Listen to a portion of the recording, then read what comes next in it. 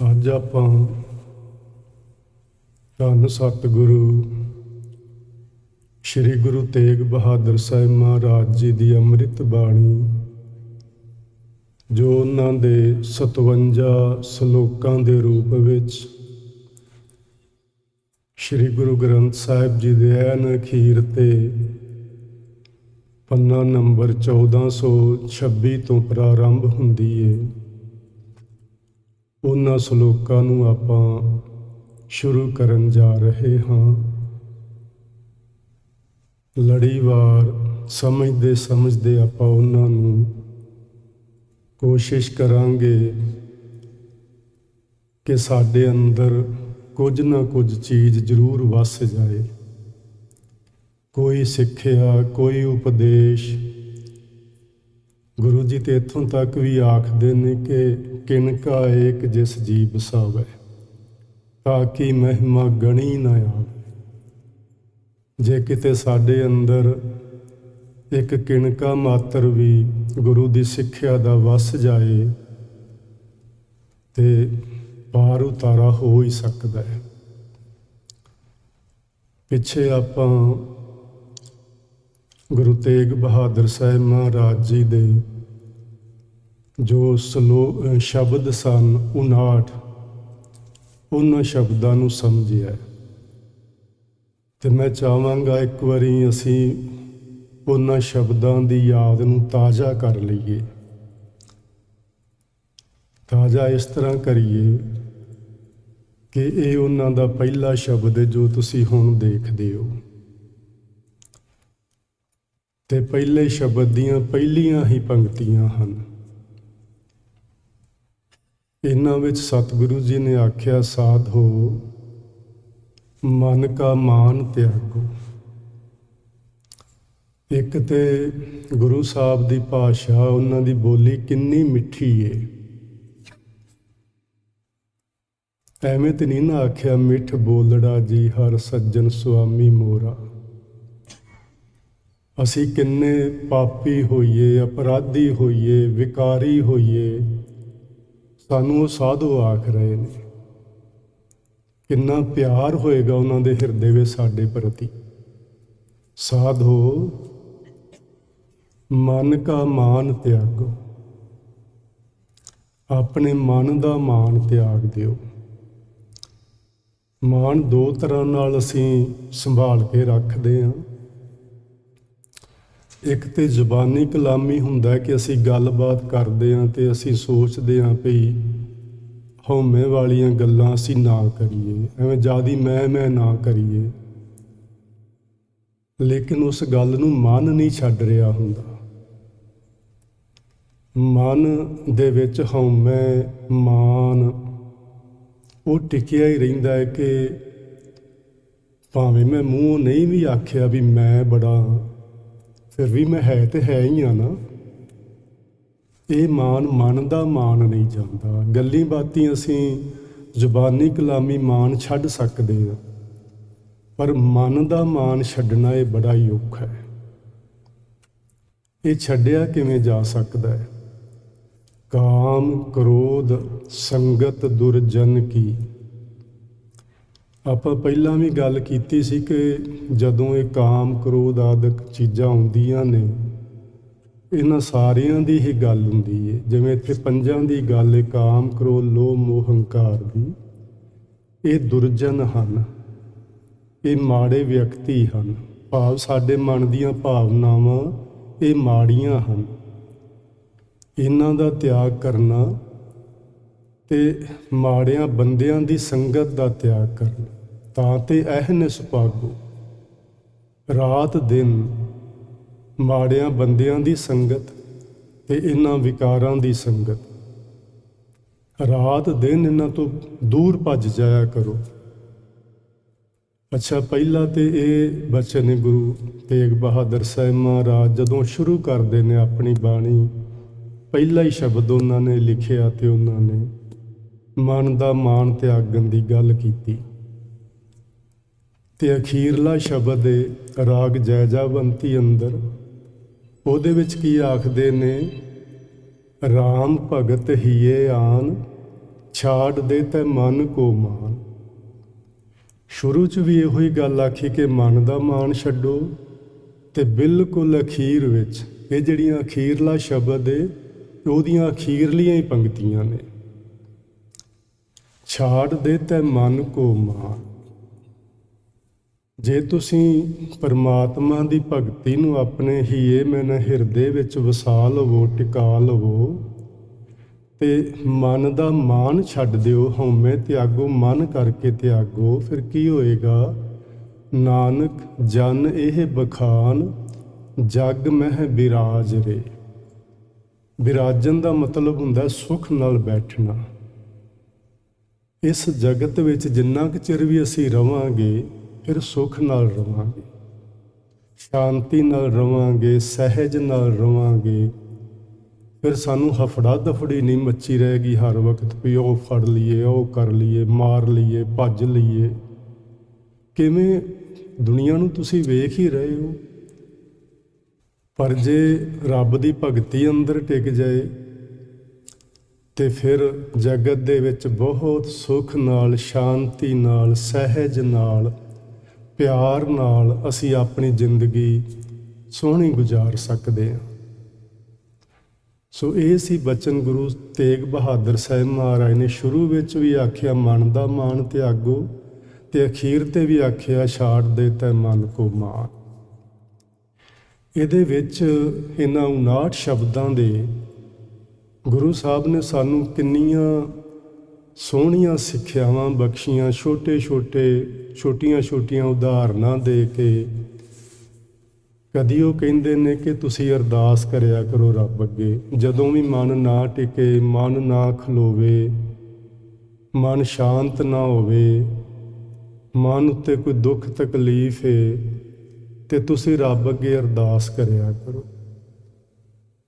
ਉਹ ਅਰਦਾਸ ਇਕੱਲੇ ਬੰਦੇ ਦੀ ਨਹੀਂ, ਉਹ ਸਭ ਜੀਵਾਂ ਦੀ ਅਰਦਾਸ ਸੁਣਦਾ ਹੈ। ਈਵਨ ਉਹ ਪੇੜ ਪੌਦਿਆਂ ਦੀ ਅਰਦਾਸ ਵੀ ਸੁਣਦਾ ਹੈ। ਇਹ ਜਦੋਂ ਸੁੱਕਦੇ ਹੋਣ ਤੇ ਇਹਨਾਂ ਦੀ ਪੁਕਾਰ ਹੁੰਦੀ ਹੈ ਕਿ ਇਹਨਾਂ ਨੂੰ ਪਾਣੀ ਮਿਲੇ, ਤੇ ਫਿਰ ਉਹ ਦਇਆ ਕਰਕੇ ਮੀਂਹ ਵਰਾ ਦਿੰਦਾ ਹੈ। ਇਹਨਾਂ ਦੀ ਵੀ ਸੁਣਦਾ ਹੈ ਉਹ। ਜਬ ਹੀ ਸ਼ਰਨ ਗਹੀ ਕਿਰਪਾ ਨਿਧ ਗਜ ਗ੍ਰਾਹ ਤੇ ਛੂਟਾ। ਜੇ ਹਾਥੀ ਨੂੰ ਗ੍ਰਾਹ ਨੇ ਪਕੜ ਲਿਆ ਤਲਾਬ ਦੇ ਅੰਦਰ, ਤੇ ਹੁਣ ਉਹ ਕਿਹੜਾ ਗੁਰਦੁਆਰੇ ਗਿਆ ਸੀ ਹਾਥੀ, ਜਾਂ ਕਿਸੇ ਮੰਦਿਰ 'ਚ ਗਿਆ ਸੀ। ਸ਼ਰਨ ਗਹੀ ਕਿਰਪਾ ਨਿਧ, ਬਸ ਮਨ ਹੀ ਮਨ, ਉਹ ਜੋ ਵੀ ਉਹਦੇ ਮਨ ਵਿੱਚ ਸੀ ਮਾਲਕ ਦੇ ਪ੍ਰਤੀ ਪ੍ਰਤੀਬਿੰਬ ਬਣਿਆ ਹੋਇਆ, ਉਸ ਨੂੰ ਉਹਨੇ ਯਾਦ ਕੀਤਾ, ਤੇ ਉਹ ਤੇ ਮਾਲਕ ਹਾਜ਼ਰ ਹੀ ਹੁੰਦਾ ਹਰ ਥਾਂ ਤੇ, ਪਹਿਲਾਂ ਹੀ ਉੱਥੇ ਹੀ ਹੁੰਦਾ ਉਹ। ਜਬ ਹੀ ਸ਼ਰਨ ਗਹੀ ਕਿਰਪਾ ਨਿਧ ਗਜ ਗ੍ਰਾਹ ਤੇ ਛੂਟਾ। ਮਹਿਮਾ ਨਾਮ ਕਹਾਂ ਲਓ ਬਰਨੋ, ਰਾਮ ਕਹਿਤ ਬੰਧਨ ਤੇ ਟੂਟਾ। ਰੱਬ ਦਾ ਨਾਂ ਲੈਂਦਿਆਂ ਹੀ ਬੰਧਨ ਟੁੱਟ ਜਾਂਦੇ ਨੇ।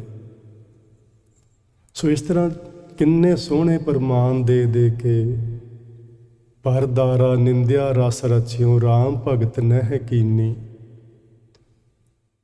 ਵੀ ਤੁਸੀਂ ਇਹਨਾਂ ਵਿਕਾਰਾਂ ਵਿੱਚ ਹੀ ਸਾਰੀ ਜ਼ਿੰਦਗੀ ਮੇਰੇ ਵਾਂਗੂ ਗੁਜ਼ਾਰ ਦਿੱਤੀ, ਤੁਸੀਂ ਰੱਬ ਦੀ ਭਗਤੀ ਹੀ ਨਹੀਂ ਕੀਤੀ। ਸੋ ਇਹ ਸਾਨੂੰ ਸਾਰੀਆਂ ਚੀਜ਼ਾਂ ਗੁਰੂ ਸਾਹਿਬ ਨੇ ਸਮਝਾਈਆਂ। ਤੇ ਅੱਜ ਆਪਾਂ ਸ਼ੁਰੂ ਕਰਦੇ ਹਾਂ ਉਹਨਾਂ ਦੇ ਸ਼ਲੋਕ। ਪਹਿਲਾ ਸ਼ਲੋਕ ਹੈ ਉਹਨਾਂ ਦਾ, ਗੁਣ ਗੋਬਿੰਦ ਗਾਇਓ ਨਹੀਂ, ਜਨਮ ਅਕਾਰਥ ਕੀਨ। ਇਹ ਤੋਂ ਇੱਕ ਗੱਲ ਸਮਝਣੀ ਆਪਾਂ ਵੀ ਜੇ ਗੁਰੂ ਤੇਗ ਬਹਾਦਰ ਸਾਹਿਬ ਮਹਾਰਾਜ ਸਾਨੂੰ ਆਖਦੇ ਨੇ ਗੁਣ ਗੋਬਿੰਦ ਗਾਇਓ ਨਹੀਂ, ਵੀ ਤੁਸੀਂ ਵਾਹਿਗੁਰੂ ਜੀ ਦੇ ਗੁਣ ਗਾਏ ਨਹੀਂ, ਇਹਦਾ ਮਤਲਬ ਇਹ ਗਾਉਣੇ ਸਨ। ਸਾਨੂੰ ਤਾਂ ਹੀ ਕੋਈ ਕਹਿੰਦਾ ਵੀ ਆਹ ਤੂੰ ਕੰਮ ਕੀਤਾ ਹੀ ਨਹੀਂ, ਇਹਦਾ ਮਤਲਬ ਇਹ ਨਹੀਂ ਹੁੰਦਾ ਵੀ ਕੀਤਾ ਹੀ ਨਹੀਂ, ਇਹਦਾ ਮਤਲਬ ਹੁੰਦਾ ਇਹ ਕਰਨਾ ਸੀ ਤੇ ਤੂੰ ਕੀਤਾ ਨਹੀਂ।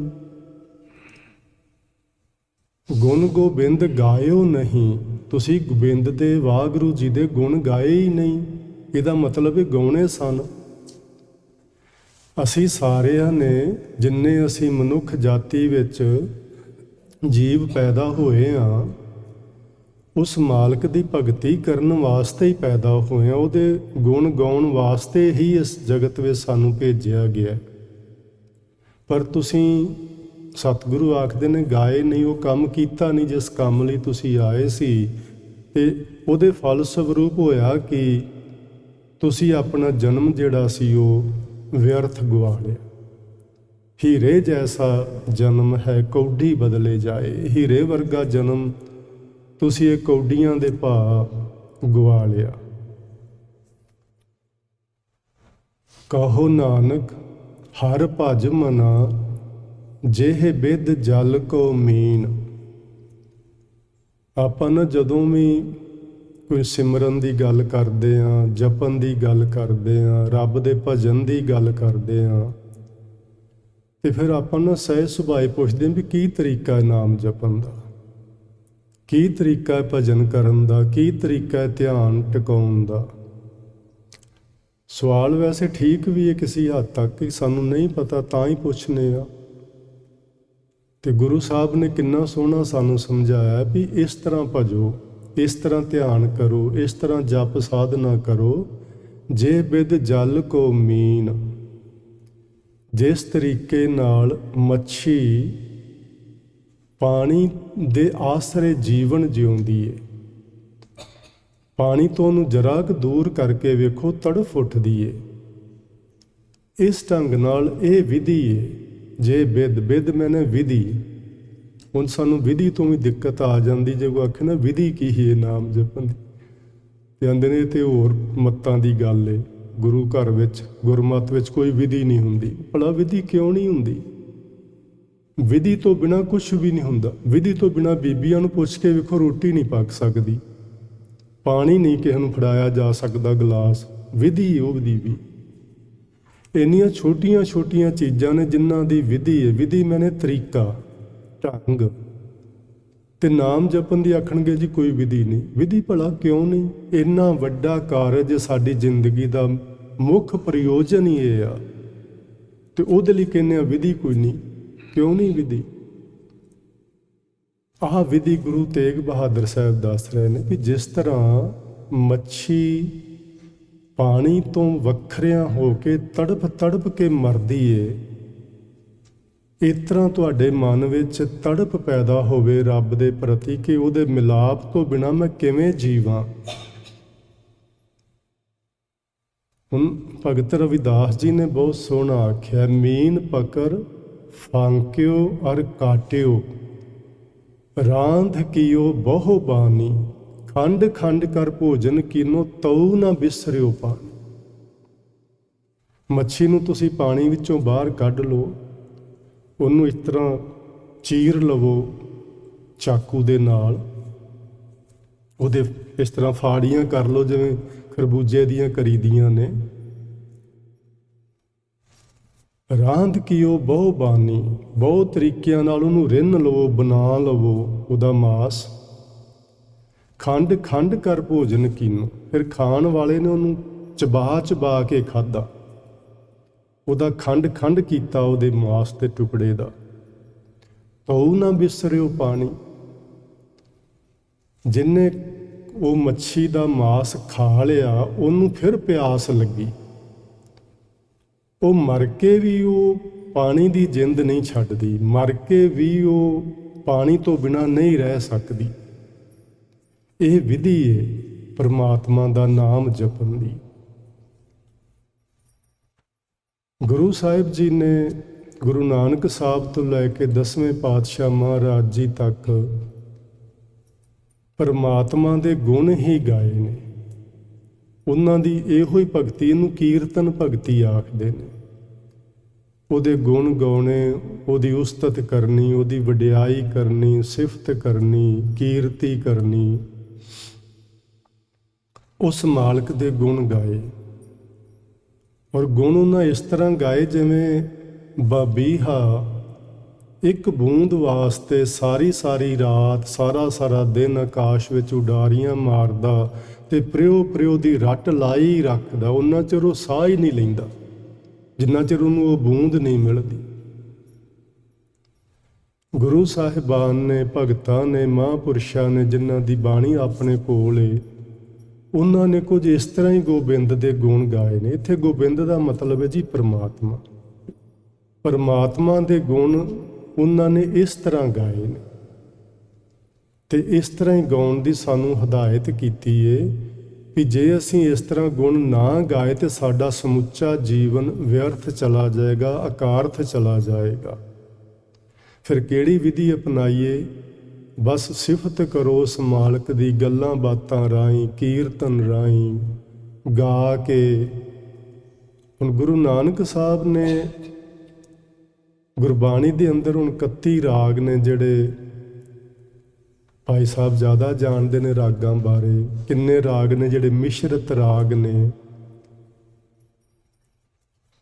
ਗਾ ਗਾ ਕੇ ਹੀ ਪਰਮਾਤਮਾ ਦੀ ਪ੍ਰਸੰਨਤਾ ਹਾਸਲ ਕੀਤੀ ਉਹਨਾਂ ਨੇ। ਚਲੋ ਜੇ ਆਪਾਂ ਸਾਰਿਆਂ ਨੂੰ ਗਾਉਣਾ ਨਹੀਂ ਆਉਂਦਾ ਤੇ ਗੱਲਾਂ ਬਾਤਾਂ ਤੇ ਕਰਨੀਆਂ ਹੀ ਆਉਂਦੀਆਂ ਨੇ। ਆਪਾਂ ਜਦੋਂ ਬਹਿੰਦੇ ਹਾਂ ਕਿਤੇ, ਕਿਸੇ ਉਸ ਦੀ ਗੱਲ ਆਪਾਂ ਆਪਸ ਵਿੱਚ ਸ਼ੁਰੂ ਕਰ ਲੈਂਦੇ ਹਾਂ ਜਿਹਦੇ ਨਾਲ ਸਾਡੀ ਸੁਰ ਨਾ ਮਿਲਦੀ ਹੋਵੇ, ਤੇ ਜਿਉਂ ਲੱਗਦੇ ਫਿਰ ਉਹਦੇ ਚੁਗਲੀਆਂ ਕਰਨ, ਨਿੰਦਿਆ ਕਰਨ, ਉਹ ਇਹੋ ਜਿਹਾ, ਉਹ ਇਹੋ ਜਿਹਾ। ਬਸ ਸਾਰਾ ਦਿਨ ਫਿਰ ਜੇ ਸਾਨੂੰ ਰੋਟੀ ਭੁੱਲ ਜਾਂਦੀ, ਪਾਣੀ ਪੀਣਾ ਭੁੱਲ ਜਾਂਦਾ, ਇੰਨਾ ਸਵਾਦ ਆਉਂਦਾ ਉਹਨਾਂ ਗੱਲਾਂ ਵਿੱਚੋਂ। ਉਹਨੂੰ ਛੱਡ ਕੇ ਆਪਾਂ ਜੇ ਰੱਬ ਦੀਆਂ ਗੱਲਾਂ ਕਰਨੀਆਂ ਸ਼ੁਰੂ ਕਰੀਏ ਤੇ ਉਹ ਵੀ ਕੀਰਤਨ ਹੋ ਜਾਏਗਾ, ਉਹ ਵੀ ਗਾਉਣਾ ਹੀ ਹੋ ਜਾਏਗਾ।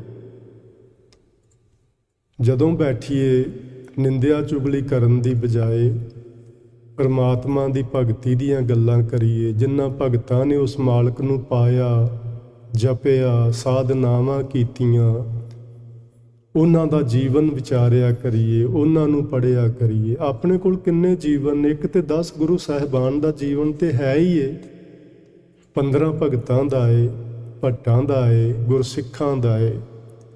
ਫਿਰ ਆਪਣੇ ਸਿੱਖ ਸਮਾਜ ਵਿੱਚ ਕਿੰਨੇ ਮੰਨੇ ਪਰਮੰਨੇ ਸੰਤ ਮਹਾਂਪੁਰਸ਼ ਹੋਏ ਨੇ। ਉਂਝ ਆਪਣਿਆਂ ਲੋਕਾਂ ਨੂੰ ਇਹ ਪਤਾ ਨਹੀਂ, ਮਾਤੀ ਮਾਰੀ ਗਈ। ਮੈਂ ਤੇ ਕਈ ਵਾਰੀ ਆਉਂਦਾ ਹੁੰਦਾ, ਸੰਤ ਦੀ ਗੱਲ ਕਰੀਏ ਤੇ ਤੜਫ ਹੀ ਉੱਠਦੇ ਨੇ। ਉਹ ਸੰਤ ਭਲਿਓ, ਸੰਤ ਤੁਸੀਂ ਸੰਤ ਨੂੰ ਕੀ ਸਮਝਦੇ ਹੋ? ਸੰਤ ਤੇ ਰੱਬ ਹੁੰਦਾ ਹੈ, ਸੰਤ ਪਰਮਾਤਮਾ ਹੁੰਦਾ ਹੈ। ਜਿਹੜਾ ਸੰਤੁਸ਼ਟ ਹੋ ਗਿਆ, ਜਿਹੜਾ ਸ਼ਾਂਤ ਹੋ ਗਿਆ, ਜਿਹੜਾ ਉਹਦਾ ਸੁੱਤ ਮੈਨੇ ਪੁੱਤਰ ਬਣ ਗਿਆ, ਉਸ ਨੂੰ ਸੰਤ ਆਖਦੇ ਨੇ। ਜਿਹਦੀ ਭਟਕਣਾ ਮੁੱਕ ਗਈ, ਜਿਹਦਾ ਵਾਦ ਵਿਵਾਦ ਖਤਮ ਹੋ ਗਿਆ, ਤੇ ਅਸੀਂ ਸੰਤ ਦੇ ਨਾਂ ਤੋਂ ਹੀ ਤੜਫ ਉੱਠਦੇ ਹਾਂ ਵੀ ਸੰਤ ਦਾ ਨਾਂ ਨਹੀਂ ਲੈਣਾ, ਗੁਰੂਆਂ ਦਾ ਲੈਣਾ। ਤੇ ਗੁਰੂ ਤਾਂ ਸੰਤ ਸਨ ਆਪ ਹੀ। ਸੋ ਆਪਾਂ ਕੋਸ਼ਿਸ਼ ਕਰੀਏ ਗੁਰੂ ਸਾਹਿਬ ਦੇ ਇਹਨਾਂ ਪਵਿੱਤਰ ਬਚਨਾਂ ਨੂੰ ਨਾ ਆਪਣੇ ਹਿਰਦੇ ਵਿੱਚ ਜਗ੍ਹਾ ਦਈਏ ਤੇ ਵਾਹਿਗੁਰੂ ਜੀ ਦੀ ਭਗਤੀ, ਉਹਦੇ ਗੁਣ ਗਾਇਆ ਕਰੀਏ, ਭਜਨ ਬੰਦਗੀ ਕਰਿਆ ਕਰੀਏ। ਅਗਲੇ ਸ਼ਲੋਕ ਵਿੱਚ ਉਹਨਾਂ ਆਖਿਆ, ਬਿਖਿਆਨ ਸਿਉ ਕਾਹੇ ਰਚਿਓ, ਨਿਮਖ ਨਾ ਹੋਹੇ ਉਦਾਸ।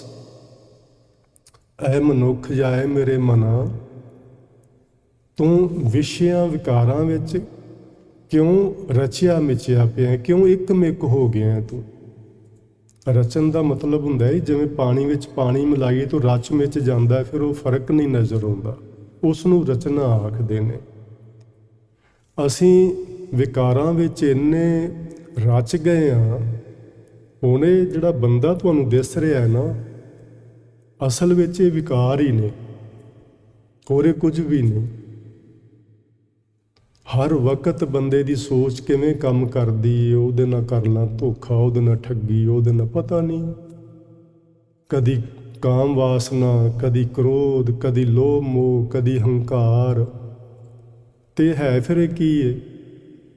ਇਹ ਵਿਕਾਰਾਂ ਦਾ ਪੁਤਲਾ ਹੈ ਜਿਹੜਾ ਸਾਨੂੰ ਨਜ਼ਰ ਆ ਰਿਹਾ। ਉੱਤੋਂ ਅਸੀਂ ਸੋਹਣੇ ਕੱਪੜੇ ਪਾ ਕੇ ਫੱਬ ਕੇ ਬਹਿ ਜਾਂਦੇ ਜਿਵੇਂ ਬੜੇ ਸਾਧੂ ਹੁੰਦੇ ਆ, ਪਰ ਅਸੀਂ ਸੱਚਾਈ ਇਹ ਆ ਕਿ ਅਸੀਂ ਵਿਕਾਰਾਂ ਦੇ ਪੁਤਲੇ ਆ,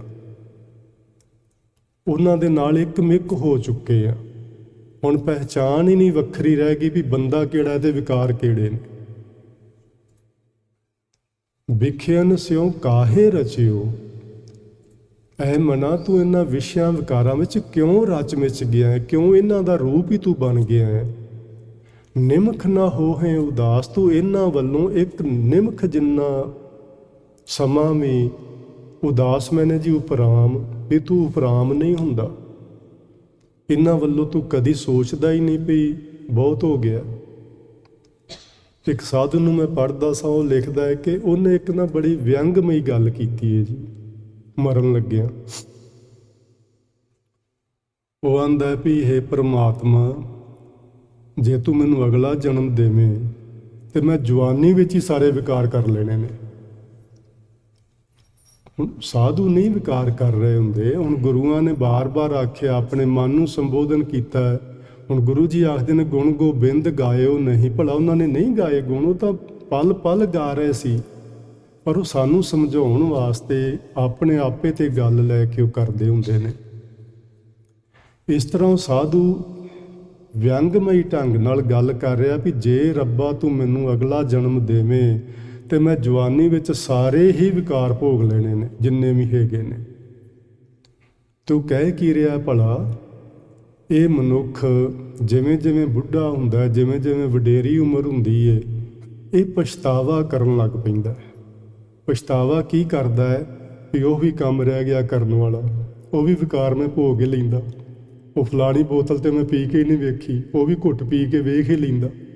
ਇਸ ਤਰ੍ਹਾਂ ਸੋਚਣ ਲੱਗ ਪੈਂਦਾ ਹੈ। ਉਹ ਫਲਾਣਾ ਮਾਸ ਤੇ ਮੈਂ ਖਾ ਕੇ ਨਹੀਂ ਵੇਖਿਆ, ਉਹ ਵੀ ਖਾ ਲੈਂਦਾ। ਹੋਰ ਸਾਰੇ ਵਿਕਾਰ, ਕਾਮ ਵਾਲੇ, ਕ੍ਰੋਧ ਵਾਲੇ, ਸਾਰੇ ਵਿਕਾਰ ਫਿਰ ਇਹ ਸੋਚਦਾ ਅਖੀਰ ਵਿੱਚ ਜਾ ਕੇ, ਲੇਕਿਨ ਉਦੋਂ ਸਰੀਰ ਨਹੀਂ ਸਾਥ ਦੇ ਰਿਹਾ ਹੁੰਦਾ। ਹੁਣ ਕਿਵੇਂ ਕਰੇ?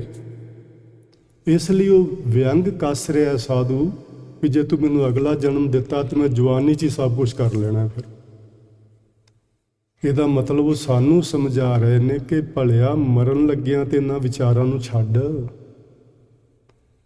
ਤੂੰ ਬੁੱਢਾ ਹੋ ਗਿਆ, ਅਜੇ ਵੀ ਤੂੰ ਉਹ ਵਿਕਾਰ ਹੀ ਸੋਚੀ ਜਾ ਰਹੇ ਹੈ ਮਨ ਵਿੱਚ। ਹੁਣ ਤੇ ਇਹਨਾਂ ਦਾ ਤਿਆਗ ਕਰ ਦੇ। ਨਿਮਖ ਨਾ ਹੋਹੇ ਉਦਾਸ, ਕਹੋ ਨਾਨਕ ਭਜ ਹਰਿ ਮਨਾ, ਪਰੈ ਨਾ ਜਮ ਕੀ ਫਾਸ। ਸਤਿਗੁਰੂ ਆਖਦੇ ਨੇ, ਕਹੋ ਨਾਨਕ ਦਾ ਮਤਲਬ ਹੈ ਕਿ ਹੇ ਨਾਨਕ ਇਸ ਤਰ੍ਹਾਂ ਕਹਿ। ਪਰ ਆਪਾਂ ਇਹਦੇ ਜਿਵੇਂ ਅਰਥ ਵਿਦਵਾਨ ਲੋਕਾਂ ਨੇ ਕੀਤੇ ਨੇ ਵੀ ਸਤਿਗੁਰੂ ਬਚਨ ਕਰਦੇ ਨੇ, ਸਤਿਗੁਰੂ ਫਰਮਾਉਂਦੇ ਨੇ ਭਜ ਹਰਿ ਮਨਾ, ਭਜ ਹਰਿ ਮਨਾ, ਐ ਮੇਰੇ ਮਨਾ ਵਾਹਿਗੁਰੂ ਜੀ ਦਾ ਭਜਨ ਕਰਿਆ ਕਰ। ਜੇ ਤੂੰ ਭਜਨ ਕਰਨ ਲੱਗ ਪਵੇਂ, ਪਰੈ ਨਾ ਜਮ ਕੀ ਫਾਸ, ਤੇਰੇ ਗਲ ਵਿੱਚ ਫਿਰ ਜਮਾਂ ਦੀ ਫਾਈ ਨਹੀਂ ਪਵੇਗੀ। ਤੂੰ ਜਨਮ ਮਰਨ ਦੇ ਗੇੜ ਤੋਂ ਬਚ ਜਾਏਗਾ। ਤੂੰ ਕਾਲ ਦੇ ਫੰਦੇ ਵਿੱਚ ਹੁਣ ਫਸਿਆ ਹੋਇਆ ਹੈ, ਫਿਰ ਤੂੰ ਅਕਾਲ ਵਿੱਚ ਸਮਾ ਜਾਏਗਾ। ਕਾਲ ਤੋਂ ਬਚ ਕੇ ਅਕਾਲ ਵਿੱਚ ਸਮਾ ਜਾਏਗਾ ਤੂੰ, ਜੇ ਤੂੰ ਭਜਨ ਕਰਨ ਲੱਗ ਪਵੇਂ ਤਾਂ। ਸੋ ਆਪਾਂ ਇੱਥੋਂ ਅਗਲੇ ਸ਼ੁੱਕਰਵਾਰ ਜੇ ਸਤਿਗੁਰੂ ਜੀ ਨੇ ਸਮਾਂ ਬਖਸ਼ਿਆ ਤੇ ਗੱਲ ਕਰਾਂਗੇ। ਅਸੀਂ ਨਾ ਭਗਤ ਰਵਿਦਾਸ ਜੀ ਦਾ ਇੱਕ ਬਚਨ ਮੈਂ ਤੁਹਾਡੇ ਨਾਲ ਅਗਲੀ ਵਾਰੀ ਸਾਂਝਾ ਕਰਾਂਗਾ, ਕਿਉਂਕਿ ਹੁਣ ਸਮਾਂ ਹੋ ਗਿਆ। ਉਹਦੇ ਵਿੱਚ ਉਹਨਾਂ ਨੇ ਸਾਨੂੰ ਇਹ ਗੱਲ ਸਮਝਾਈ ਹੈ ਵੀ 5 ਪਸ਼ੂ ਪੰਛੀ, 5 ਤਰ੍ਹਾਂ ਦੇ ਜੀਵ ਨੇ ਜਿਨ੍ਹਾਂ ਨੂੰ ਇੱਕ ਇੱਕ ਵਿਕਾਰ ਚੰਬੜਿਆ ਹੋਇਆ ਹੈ। ਤੋ ਇੱਕ ਵਿਕਾਰ ਦੇ ਕਾਰਨ ਆਪਣੀ ਜ਼ਿੰਦਗੀ ਤੋਂ ਹੱਥ ਧੋ ਬੈਠਦੇ ਨੇ ਤੇ ਸਾਰੀ ਜ਼ਿੰਦਗੀ ਦੁਖੀ ਹੁੰਦੇ ਨੇ। ਤੇ ਬੰਦੇ ਨੂੰ ਉਹ 5 ਹੀ ਚੰਬੜੇ ਨੇ, ਇਹ ਕਿਵੇਂ ਬਚੇਗਾ? ਸੋ ਇੱਥੋਂ ਆਪਾਂ ਗੱਲ ਅਗਲੇ ਕਥਾ ਵਿੱਚ ਨਾ ਸ਼ੁਰੂ ਕਰਾਂਗੇ। ਸੋ ਸਮਾਂ ਹੋ ਗਿਆ। ਆਪ ਸਾਰੀ ਸੰਗਤ ਨੇ ਬੜੇ ਪਿਆਰ ਨਾਲ ਗੁਰੂ ਤੇਗ ਬਹਾਦਰ ਸਾਹਿਬ ਮਹਾਰਾਜ ਜੀ ਦੇ ਇਹਨਾਂ ਪਾਵਨ ਬਚਨਾਂ ਨੂੰ ਸੁਣਿਆ। ਤੇ ਮੈਂ ਆਪ ਸਭਨਾਂ ਨੂੰ ਵੀ ਤੇ ਆਪਣੇ ਆਪ ਨੂੰ ਵੀ ਆਖਣਾ ਚਾਹੁੰਦਾ ਕਿ ਅਸੀਂ ਇਹਨਾਂ ਬਚਨਾਂ ਤੇ ਅਮਲ ਕਰੀਏ। ਵਾਹਿਗੁਰੂ ਜੀ ਦੇ ਗੁਣ ਗਾਇਆ ਕਰੀਏ, ਉਹਦੀ ਸਿਫਤ ਸਲਾਹ ਕਰਿਆ ਕਰੀਏ, ਨਾਮ ਜਪ ਦਾ ਅਭਿਆਸ ਕਰਿਆ ਕਰੀਏ। ਜਿਹੜੀ ਵਿਧੀ ਅੱਜ ਗੁਰੂ ਜੀ ਨੇ ਦੱਸੀ ਏ, ਉਸ ਵਿਧੀ ਨੂੰ ਅਪਣਾਈਏ ਕਿ ਅਸੀਂ ਤੜਫ ਉੱਠੀਏ ਜਦੋਂ ਭੁੱਲੇ ਸਨ। ਤੇ ਇਸ ਤਰ੍ਹਾਂ ਕਰਨ ਨਾਲ ਸਾਡਾ ਜੀਵਨ ਸਫਲ ਜੀਵਨ ਬਣ ਜਾਏਗਾ। ਤੁਸੀਂ ਬੜੇ ਪਿਆਰ ਨਾਲ ਵਿਚਾਰ ਨੂੰ ਸੁਣਿਆ, ਤੁਹਾਡਾ ਬਹੁਤ ਬਹੁਤ ਧੰਨਵਾਦ। ਮੇਰੇ ਪਾਸੋਂ ਵਿਚਾਰ ਕਰਦਿਆਂ ਹੋਈਆਂ ਭੁੱਲਾਂ ਦੀ ਖਿਮਾ ਪਿਆਰ ਨਾਲ ਆਖੋ ਜੀ। ਵਾਹਿਗੁਰੂ ਜੀ ਕਾ ਖਾਲਸਾ ਵਾਹਿਗੁਰੂ ਜੀ ਕੀ ਫਤਿਹ।